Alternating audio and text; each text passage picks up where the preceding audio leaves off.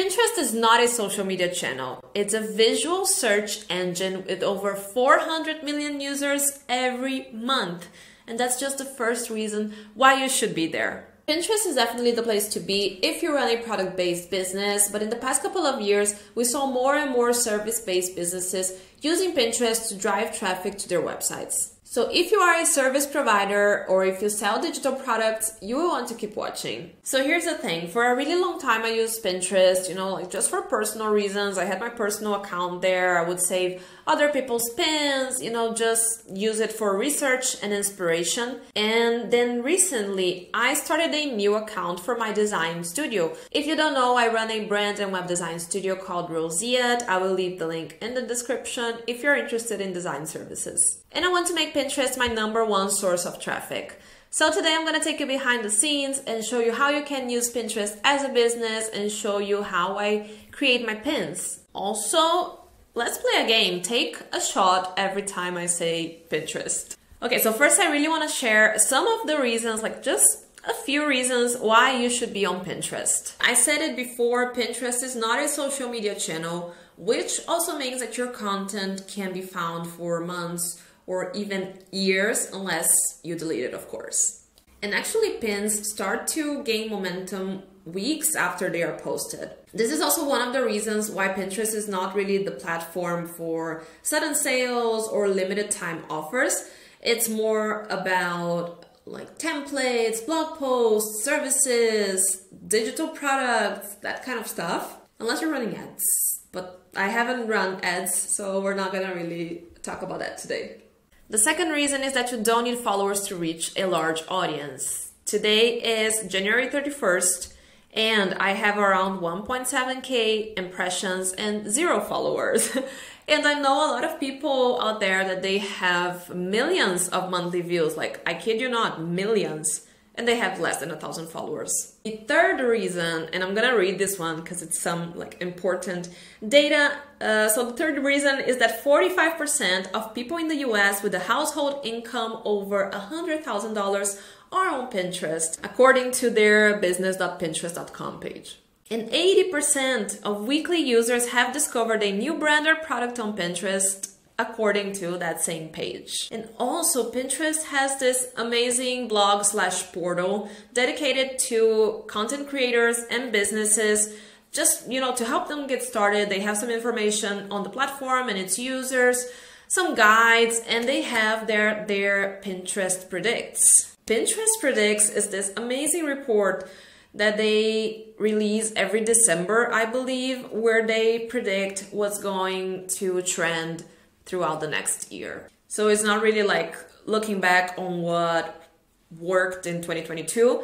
It's about what they believe is going to be trending in the upcoming year, and they are usually correct. So you can check keywords and aesthetics and kind of work those into your strategy if it makes sense for you. So here's what I have been posting to Roseate's page since January 1st. Branding and web design projects, kind of like a portfolio. Images that link to our blog, color palette inspiration, quotes, our free resources, because we have some templates on our website as a way to build our mailing list, and some Instagram content, because I did start an Instagram page for Roseate, but I haven't been super consistent there. I do want to make Pinterest my primary platform, but I did post a couple of reels and then I just reposted those to Pinterest. And here's where Pinterest is just like any other social media channel. It rewards consistency. And I don't know how sustainable, this is going to be in the long run, but I have been posting every single day. But this is also the cool thing about Pinterest, because although your content needs to be of high quality, of course, it doesn't need to be like videos or extensive carousels. Here on the screen, I'm gonna put some examples of pins that link to our blog. And you can post about the same thing, about the same blog post multiple times. So that helps. So to get started, you will want to register as a business or switch from personal to business. I believe it's like somewhere in the settings, you can change your personal account. if you plan to use that same account for your business. You will want to have a business account because it's going to give you access to analytics, running ads, claiming your website or social media pages. This is a very interesting feature that allows you to track if other people are pinning your content directly to their account. And I think like it allows you to see the analytics of that specific pin. You get credit for that. So yeah, it's nice to have it claimed. I really hope this is not a lot of information to digest so far, but let's get into the fun part. I have to create a couple of pins for the rest of the week. So I'm going to show you how I do that and how I schedule my pins directly on Pinterest. I start with a frame of 1000 by 1500 pixels, and I like to use Figma to create any kind of post. I just work faster there. And today I'm creating pins for my blog posts. So I'm gonna stick to simple and effective. The title of the post or a phrase that includes some of the keywords I want to use, an eye-catching photo, and a call to action. It's not about reinventing the wheel here. Just do some research, look at what other people are doing, what's working for them, and what Pinterest is recommending in your niche. The design needs to be visually appealing, but it's your optimization that will make people even see it in the first place. So I try not to spend too much time designing because I know if I have just 1 hour or 2 to work on a few pins, it's best to spend more time optimizing the title and description than designing. So now it's time to schedule our pins, and we can do that straight on Pinterest. Important to mention that Pinterest has different types of pins, and these ones I created just now are regular pins, but you can also create carousels and idea pins. Idea pins are full screen on mobile, and they kind of work like TikTok or Instagram Reels in a way. Like they have their own editor, you can add text and stuff here, and a while ago they had crazy reach because they were testing it. I have a few idea pins on my other account. I will leave my links also in the description if you want to check my pins out.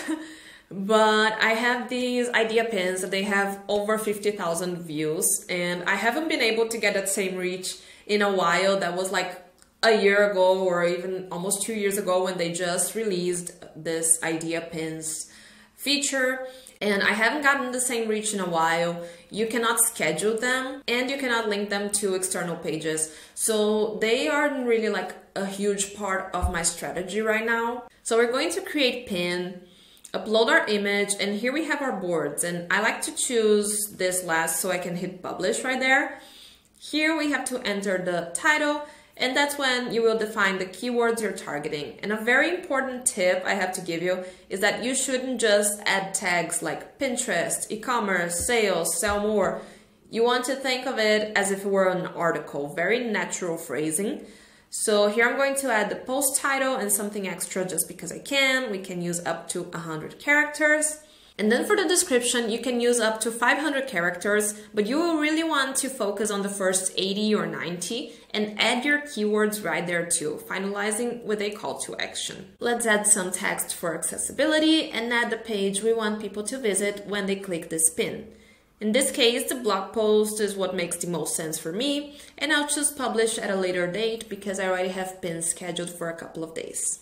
And I am no Pinterest expert, but the foundation of the platform is SEO, and I know there's a lot more that goes into it, like optimizing your profile, your boards, and as I learn more, I will share that here with you on the channel. Because optimization is what you should be focusing on at first, I don't want you to spend hours designing pins, I don't want you to struggle with design, so I created a few templates for you to use. They are Canva templates, you can find them in the description or by going to rosiadesign.com. We have a little tab there for free resources.